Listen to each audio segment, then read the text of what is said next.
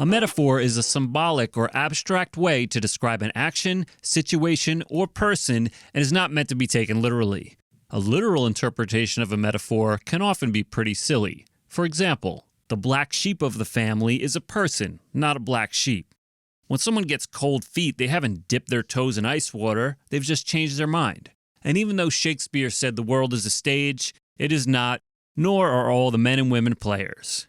Metaphors can make your subject more relatable or make a complex thought easier to understand.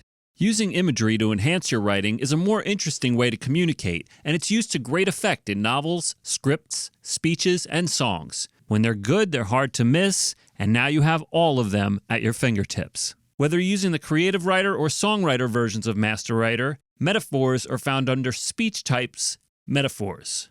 Here you'll find pages upon pages of metaphors in alphabetical order, perhaps the most comprehensive list of metaphors available. Remember, you can use the left and right arrow keys on your keyboard to scroll through the dictionary's results. When you find ones you like, double-click to add to your collected.